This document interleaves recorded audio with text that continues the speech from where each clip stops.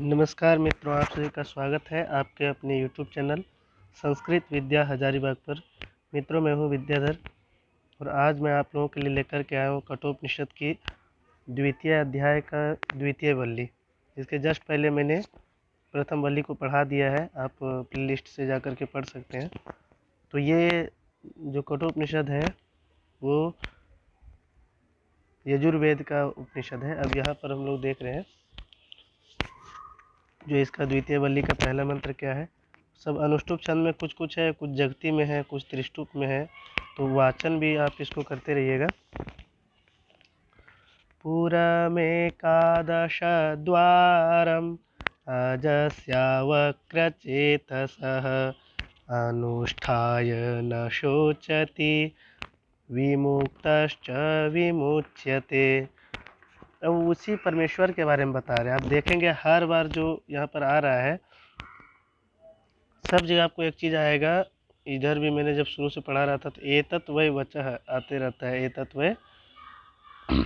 एतत्वय तत्, कि यह वही है जिसके बारे में तुमने पूछा है। यमराज जी से पूछा था ना नचिकेता ने कि ये परमेश्वर है क्या, परमेश्वर की महिमा क्या है, तो उन्हीं सब का वर्णन मिलता है इस कठोपनिषद में। अब इस मंत्र को समझते हैं। मंत्र में क्या है, बोले अवक्रचेतसः।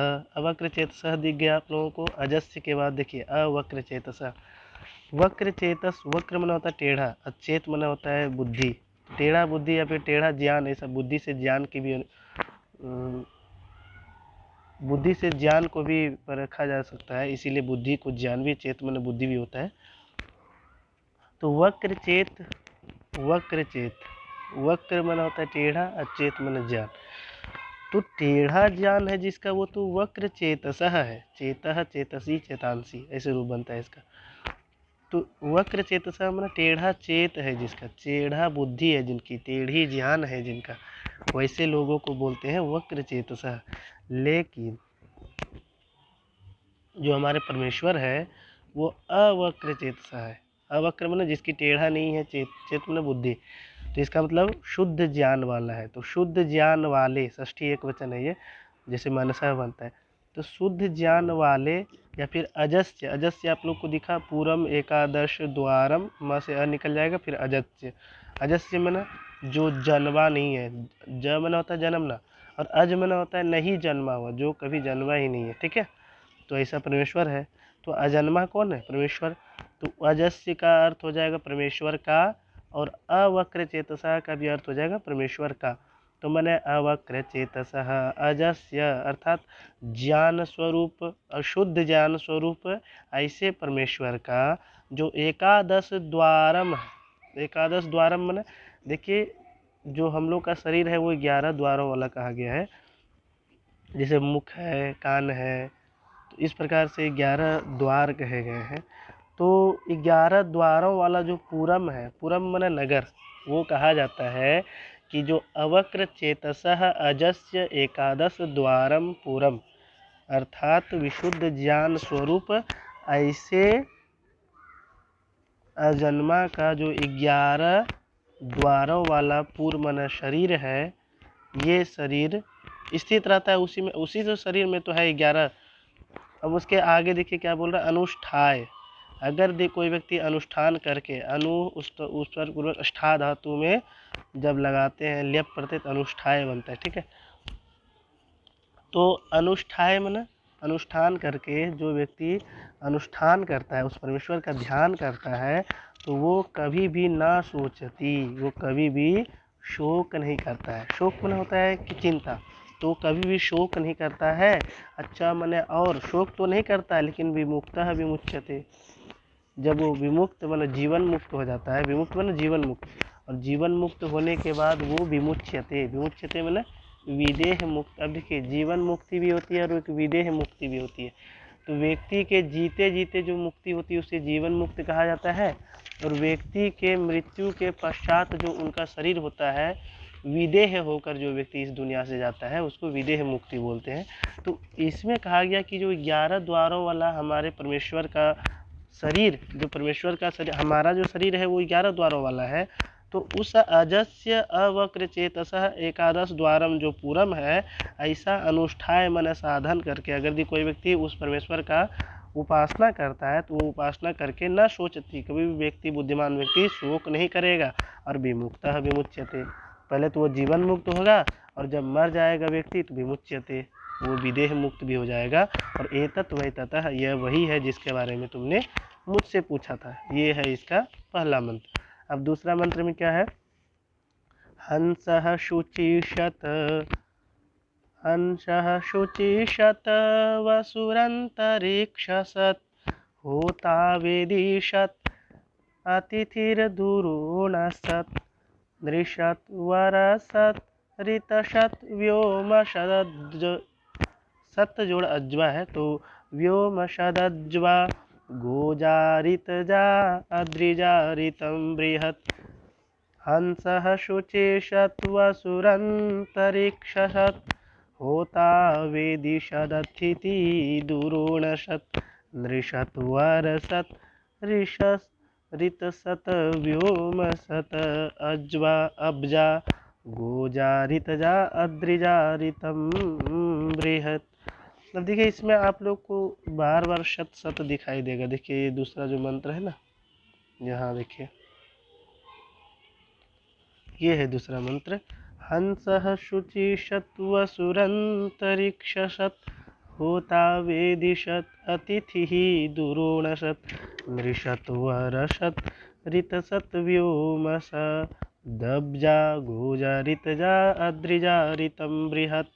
इसमें बता रहा है जो शुचि, अब देखिए बार बार यहाँ शत सत आ रहा है, आप देख रहे होंगे शुचि शत, अंतरिक्ष शत, फिर वेदी शत, फिर दुरोण शत, फिर नृशत, वर्षत, ऋत शत, व्योम शत, यह इतना इतना जगह में शत आ रहा है कि नहीं?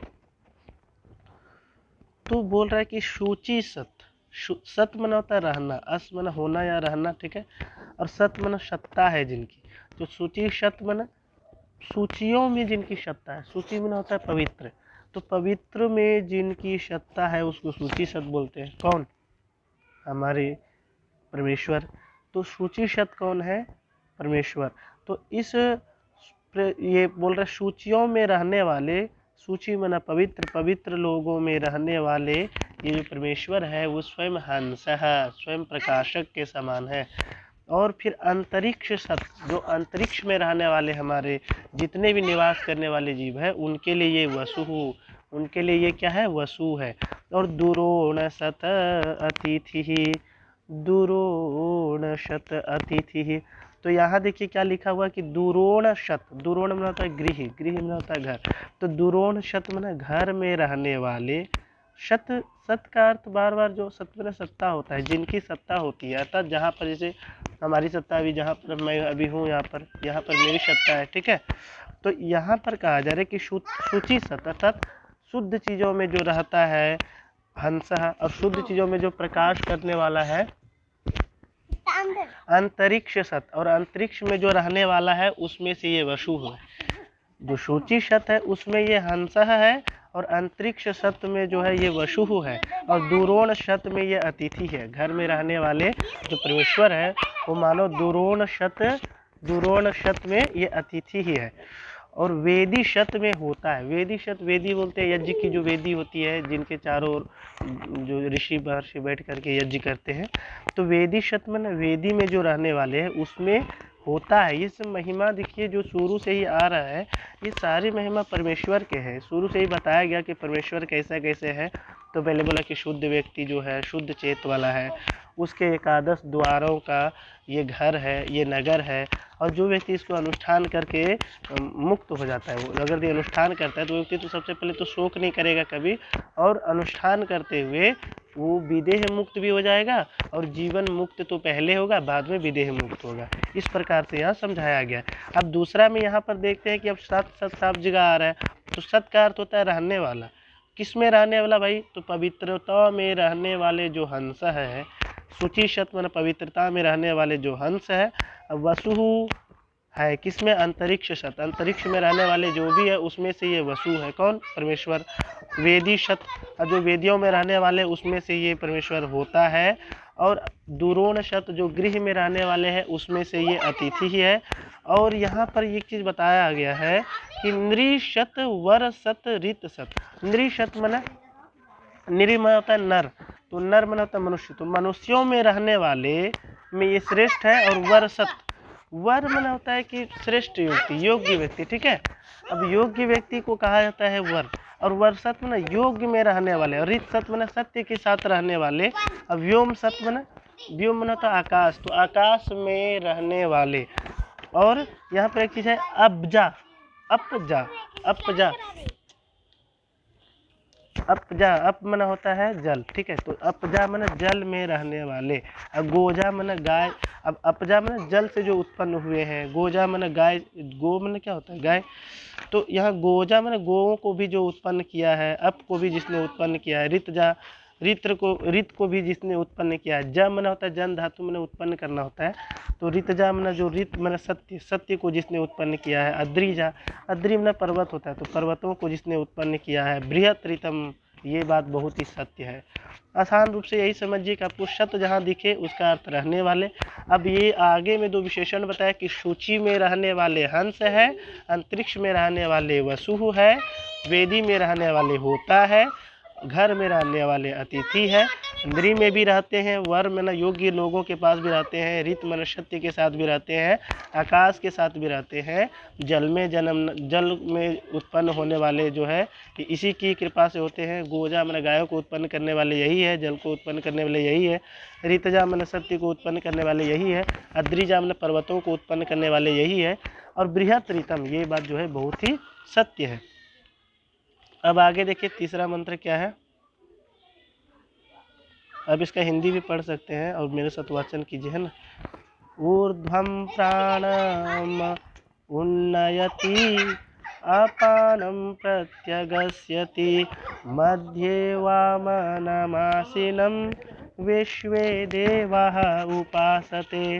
ऊर्ध्वं प्राणम् उन्नयति अपानं प्रत्यगस्यति मध्ये वामनम् आसीनं विश्वे देवा उपासते।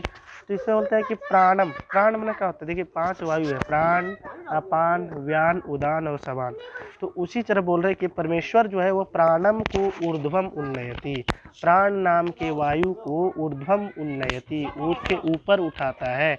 और अपानम प्रत्यक अस्यति, अपानम, अपान नाम की जो वायु है उस अपान को प्रत्यक मन नीचे, अस्यति मन ढकेलता है।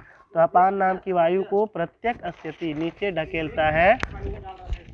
और आसीनम वामनम मध्य, अब मध्य का अर्थ होता है बीच में, ठीक है। तो शरीर के जो बीच में आसीनम मन बैठे हुए, वामनम मन भोजन योग्य जो परमात्मा है, ऐसे विश्व देवा उपासते, ऐसे लोगों को जो है, ऐसे विश्व देवा मन संपूर्ण देवता लोग उपासते मन उपासना करते हैं। तो आसान है, विश्व देवा उपासते, संपूर्ण देवता उपासना करते हैं। और जो मध्य मन शरीर के मध्य में बैठे हैं। और वामनम आसीनम, वामनम आसीनम, वामन होता है भोजन योग्य जो परमात्मा है, वो वामन उसको बोलते हैं जो भोजन योग्य परमात्मा है, सर्वश्रेष्ठ भोजन योग्य परमात्मा है। उस लोगों, उस वामनम को, अब देखिए समय द्वितीय, वामनम है, आसीनम है, भूत पृष्ठ, वामनम आसीनम, वामन अर्थात बोलते हैं कि भोजन योग्य जो है, सर्वश्रेष्ठ भोजन योग्य ऐसा परमात्मा को, आसीनम मन बैठे हुए ऐसे परमात्मा को, ठीक है। और ऐसे परमात्मा को, ठीक है, देवता लोग भी उपासते में उपासना करते हैं। अब देखिए इसका आसान भाषा में अर्थ ये समझिए कि जो ये है, क्या नाम है, ईश्वर है, वो ईश्वर क्या क्या करते हैं कि सबसे पहले ये करते हैं कि जो प्राण नाम के वायु है उसको ऊर्ध्वम उन्नयति, उसको ऊपर की ओर उठाते हैं। और जो अपान नाम की वायु है उसको नीचे धकेलते हैं। और जो मध्य मन के बीच में स्थित है, वामनम मन होता है सर्वश्रेष्ठ भोजन योग्य।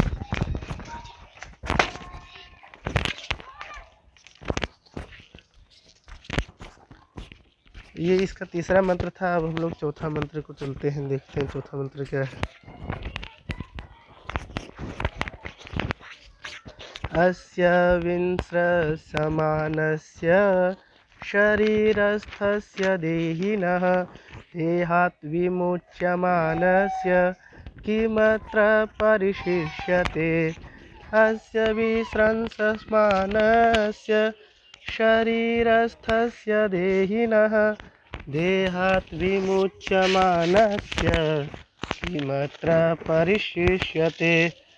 अब यहाँ बताया जा रहा है कि अस्य शरीरस्थस्य विसंस्रमानस्य देहिनः। अब देहिन माने क्या होता है, जो देह को धारण करता है, तो जीवात्मा को देही बोलते हैं, ठीक है। तो यहाँ पर बताया कि अस्य शरीरस्थस्य, इस शरीर में स्थित, शरीर स्थ माने क्या होता है, स्थित। तो अस्य शरीरस्थस्य, इस शरीर में स्थित, ऐसे विसंस्रमान, विसंस्रमान होता है कि एक शरीर से दूसरे शरीर को जो जाता है उसको। अब जो आत्मा होती है व्यक्ति की मृत्यु के बाद, वो दूसरे शरीर को प्रवेश कर जाती है, तो उसको विसंस्रमान भी कह सकते हैं, ठीक है।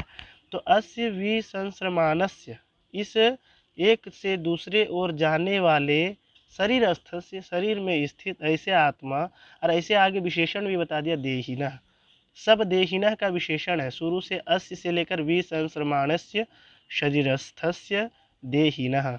तो ऐसे जीवात्मा का देहात्मन, शरीर से, देहात जोड़ विमुच्यमान है। तो देहात सप्तमी पंचमी एक वचन है जिससे बालकात बनता है। तो देह से अर्थात शरीर से, विमुच्यमान से, विमुच्य मन जब निकल जाता है, निकल, विमुच्यमान में भी सानच प्रत्यय है और विसंस्रमान में भी सानच प्रत्यय लगा है, उसके बाद षष्ठी एक वचन है।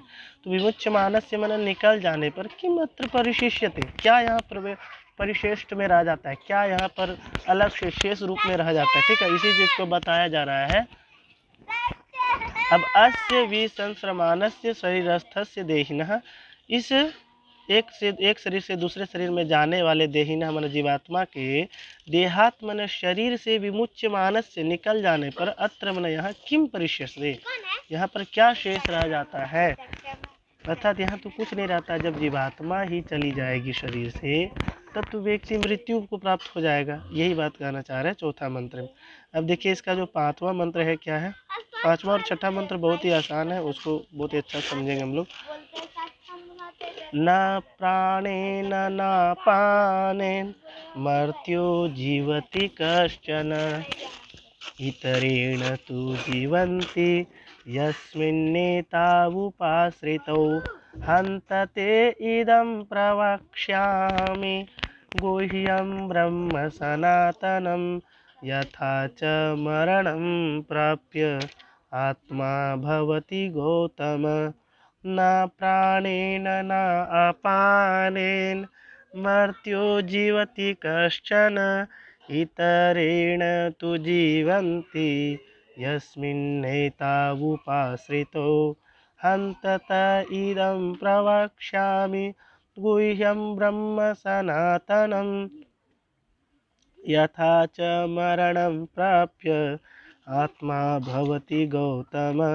इसमें क्या बता रहा है कि कश्चन मन कोई भी, कश्चन का अर्थ, अब देखिए चित और चन ये दो शब्द है, अगर भी किसी सर्वनाम शब्दों के बाद लग जाते हैं तो वो शब्द अनिश्चितार्थक हो जाता है, ठीक है। मतलब कोई निश्चित नहीं है। जैसे बोलते हैं कि घर में कोई, किसी को हम नहीं जानते हैं, अगर जो कोई कुछ कर दिया तो उसको कहा जाता है कि कोई होगा, कोई किया होगा, ऐसा जो अर्थ निकालते हैं ना, अनिश्चित वाला, निश्चित जो नहीं हो, तो वहाँ पर या तो चित का प्रयोग करें या तो चन का प्रयोग करें।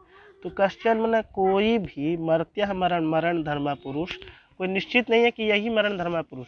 कश्चन मर्त्य, कोई भी मरण धर्मा जो पुरुष है, कोई भी मरण धर्मा पुरुष, न तो प्राणेन, न तो प्राण से, न, देखिए न प्राणेन है, न जोड़ा पानेन है, तो ना तो प्राण से और ना तो अपान से जीवती, जीता है, किंतु यस्मिन मन जिसमें एतो उपाश्रित हो, जिसमें ये दोनों उपाश्रित है। एतो उपाश्रित हो अर्थात कहने का अर्थ क्या है, एतो किसको कहा गया, प्राण और अपान नाम के जो दो वायु है उसको कहे गए हैं। अभी तो 5 वायु है, प्राण अपान व्यान उदानो समान। तो यहाँ पर बोल रहा है कि एतो उपाश्रितो, इन दोनों के उपाश्रित है, जो इन दोनों, ये दोनों उपाश्रित है, जिस पर आश्रय, इन दोनों को जो आश्रय पाए हुए हैं, ऐसे इतरेण, किसी इतर से, किसी दूसरे से जीवंती में जीते हैं। अब देखिए, व्यक्ति ना तो प्राणेन जीवंती, ना तो प्राणेन जीवती, ना तो प्राण से जीता है, ना तो अपान से जीता है। लेकिन हाँ, अब देखिए, ये प्राण, अपान, व्यान, उदान, समान, ये 5 वायु को बनाया किसने है? ईश्वर ने ही तो बनाया है। तो जो अब इन दोनों को जो आश्रय है, जो जिसने इन दोनों का आश्रय लिया है, उपाश्रित है जो, उन दोनों पर ये लोग जो है इतरेण मना, ऐसे ऐसे जो लोग हैं दूसरे से ही सब जीते हैं। अर्थात कहने का अर्थ यही है कि ना प्राणेन, ना तो प्राण से जीता है, ना अपानेन, न तो अपान वायु से जीता है। कौन? मर्त्य, और कश्चन मर्त्य जीवती, लेकिन इतरेण जीवंती, किसी अन्य के द्वारा जीते हैं। ये हमारा जो शरीर है, हमारा जो जीवात्मा है, वो किसी अन्य से जीते हैं। अब किससे जीते हैं वो आगे वाला बताया कि यस्मिन मन, जिसमें, एतौ, यहाँ पर देखिए यस्मिन जोड़ एतौ डबल न हो गया है, फिर एतौ जोड़ उपाश्रितौ, यहाँ पर अयादि संधि हो गई है, ठीक है। तो ये तो यस्मिन मना, जिसमें, ये तो उपाश्रित हो, ये दोनों उपाश्रित है, ये दोनों आश्रय लिए गए हैं, उससे जीते हैं। ऐसे इतरेण तु जीवंती, इतरेण से ही तो जीते हैं। अब यहाँ पर बता रहा है कि हे गौतम, गौतम में देखिए विसर्ग नहीं है, इसका अर्थ ये हुआ कि ये संबोधन का चिन्ह है। तो हे गौतम, हे गौतम वंश, ये कौन है? अब गौतम से संबंधित जहाँ भी किया जाएगा वो संबोधन नचिकेता के लिए होगा। तो हे गौतम वंशीय नचिकेता, तुम गुह्यम सनातनम ब्रह्म, गुह्यम माने रहस्यमयी, सनातनम जो सनातन जानते हैं, रहस्यमयी सनातन ऐसे ब्रह्म को, तुम रहस्यमयी सनातन ऐसे जो ब्रह्म है, ऐसे ब्रह्म को जानो, ऐसे ब्रह्म को जानो, यह अपने से अर्थ लेंगे, यहाँ पर उसके लिए कोई शब्द नहीं है। तो हे गौतम, हे नचिकेता, तुम गुह्यम, देखिए समय द्वितीय गुह्यम सनातनम ब्रह्म ब्रह्मणी ब्रह्मणी, ऐसे रूप बनता है उसका। तो हे गौतम, तुम गुह्यम सनातन को, ब्रह्म मने उस गुह्यम सनातन वाले ब्रह्म को जानो, च मने और, आत्मा मरणम प्राप्य यथा भवती। अब देखिए ये बताना चाह रहे कि अब मैं जो बताने वाला हूँ वो क्या बताएगा कि यथा मने जब मरणम प्राप्य आत्मा भवती, मन मरण के बाद भी आत्मा रहता है, जिस प्रकार से मरणम प्राप्य मन मरण को प्राप्त करके भी, यथा मने जिस प्रकार आत्मा भवती, आत्मा होता है, आत्मा रहता है, तम ते मैंने तुम्हारे लिए, यहाँ पर देखिए हंत जोड़ ते इदम था, यहाँ तक कैसे हो गया? लोपा शाकल्य से एक सूत्र है, उससे यहाँ पर यह का लोप होके, यह का यहाँ पर पे लोप हो गया है। पहले तो ते को तई हो गया, तो कहे के बाद में स्वर था, तो यह को लोप होके तब बचा। तो ते मैंने तुम्हारे लिए इदम प्रवक्ष्यामि, ये बात मैं कहता हूँ, ये बात मैं बोलूँगा। अब यहाँ हंत जो कहा गया है, हंत का अर्थ यहाँ पर यह है कि फिर से, ऐसा अर्थ लेना है। हंत से क्या अर्थ लेना है? फिर से। तो मैं तुम्हारे इस बात को फिर से बोलूँगा, ऐसा अर्थ निकलेगा, ठीक है। तो ना तो ये मर्त्य जो मरण धर्मा पुरुष है, ना तो अपान से जीता है, ना ही प्राण से जीता है, लेकिन जो ये प्राण और अपान जिस पर आश्रित है, उपाश्रितो एतो यस्मिन में, जिसमें तो उपाश्रितो, ये दोनों उपाश्रित है, इतरेण जीवंती, ये तो किसी अन्य से। अब देखिए प्राण अपान ये तो शरीर में है, अब शरीर में जो है उसको भी तो चलाने वाला कोई है, तो कौन है? हमारा ब्रह्म, हमारा परमेश्वर। और इसीलिए ते मैंने तुम्हारे लिए, इदम मैंने इस बात को, हंत मैंने फिर से, प्रवक्ष्यामि वच धातु का रूप है, लिरेट लगा रहे, प्र उपसर्ग है, तो मैं बोलूँगा, ऐसा अर्थ निकलेगा। और उस सनातनम ब्रह्म गुह्यम, उस गुह्य बात को, उस ब्रह्म के बारे में, उस सनातन के बारे में तुम जानो, इस बात को बताया कि जैसे अब इसके आगे जो बताया जाएगा कि मरण को प्राप्त करके आत्मा कैसे रहता है, आत्मा कैसे दूसरे शरीरों में प्रवेश करता है, उस चीज़ को बताएगा। और चूँकि प्रवेशर का तो विशेषण से तो युक्त है ही ये जो कठोपनिषद है। अब यहाँ परीक्षा में बहुत सारे प्रश्न पूछे जा सकते हैं। देखिए जो यहाँ से प्रश्न शुरू होंगे, यहाँ देखिए बोला जा सकता है कि अवक्र चेतसः किसको कहा गया है, तो ऐसा अर्थ निकल सकता है। आप वो लाइन को पढ़ते रहिएगा तब फिर अर्थ फिर है कि शुचि शत हंसः कौन है, अंतरिक्ष शत वसुः कौन है, ऐसा अर्थ निकल जाएगा। तो प्रश्न कहीं से भी आ सकता है, आप वाचन करते रहिए। वाचन अगर भी कर रहे हैं तो कोई दिक्कत नहीं होगी। तो ये जो छठा मंत्र है उसको एक बार मैं लास्ट बता के समाप्त करता हूँ आज का क्लास, क्योंकि बहुत ज़्यादा डिस्टर्बेंस हो गया है। तो इसके कारण से मुझे आज ही क्लास यहीं पर समाप्त करना पड़ेगा। तो बोलते हैं ना कि मर्त्य जो है, जो मरण धर्मा पुरुष है, वो ना तो प्राण से जीता है ना ही अपान से जीता है, कोई भी। और जो यस्मिन मतलब जिसमें ए तो उपाश्रित हो, ये दोनों उपाश्रित है, इतरेण तो जीवंती, वो तो अलग से ही जीता है जी। मतलब जो भी प्राण और अपान जिस पर आश्रित है वो अलग से जीता है, अर्थात वो परमेश्वर से जीता है। इतर मना भिन्न होता है। इसीलिए तुम्हारे लिए ते मन तुम्हारे लिए इदम मन इस बात को हंत मन पुनः प्रवक्ष्यामि कहूँगा गुह्यम। अब ये किस किस बात को कहेंगे, तो गुह्यम गुह्य बात को, ब्रह्म बात को, सनातन बात को, तो यथा मरणम प्राप्त, जैसे मरण को प्राप्त होकर आत्मा होता है उसके बारे में मैं तुम्हें बताऊंगा। बस आज के लिए इतना ही। और एक सूचना देनी थी उसके लिए, तो ये जो 1 दिसंबर से संस्कृत विश्वम खोल रहा है, अब झारखंड के हजारीबाग ज़िले में उसका जो इंस्टीट्यूट है वो खोलने जा रहा है। हम लोगों का जो समूह है, हमारे जो आदरणीय गुरु जी हैं, वो भी साथ रहेंगे और वही खोल रहे हैं, तो सोचा कि से साथ में वहीं पर सारा कुछ हो जाएगा। तो आप लोग, उनका भी एक चैनल है संस्कृत विश्वम, जिसका लिंक मैं डिस्क्रिप्शन में दे दूँगा। तो संस्कृत विश्वम नाम के चैनल को आप जा कर के देखिए, वहाँ पर उसे पढ़िए और कैसा लगता है फिर आप मुझे बताइए। और ठीक ही लगेगा, बहुत अच्छा पढ़ाते हैं। मैं भी उनसे जितने भी मैं पढ़ा हूँ सारे मैं उनसे ही पढ़ा हूँ। तो संस्कृत विश्वम इस चैनल को आप देख लेंगे एक बार यूट्यूब पे। और संस्कृत विश्वम नाम का ही इंस्टीट्यूट जो है हजारीबाग में 1 दिसंबर से, झारखंड राज्य के हजारीबाग ज़िले में 1 दिसंबर से ओपन हो रहा है। 1 दिसंबर से उसका उद्घाटन होगा, खुलेगा। तो आप सभी को जिसको जिसको भी ऑफलाइन क्लास लेना, ऑफलाइन जिसको कक्षा चाहिए होगी, ऑफलाइन में आपको 1 साल का कोर्स पूरा दिया जाएगा। और आप गारंटी के साथ आप है कि आप निकालेंगे नेट जेआरएफ हो। अभी तो जो ये है ना यूपी पीजीटी टीईटी निकला हुआ है, उसके लिए भी हम लोगों ने सोचा कि एक क्लास चला देनी चाहिए। तो यूपी पीजीटी टीईटी के लिए भी एक क्लास रहेगा। तो आप लोगों को जो भी जहाँ तक भी कहीं से भी कोई दिक्कत हो रही होगी तो आप मुझे बताइएगा। मैं अपना इसमें फ़ोन नंबर दे दूँगा डिस्क्रिप्शन में, चाहे तो अभी आप लिख लीजिए 99 058 96 336, ये मेरा फ़ोन नंबर है।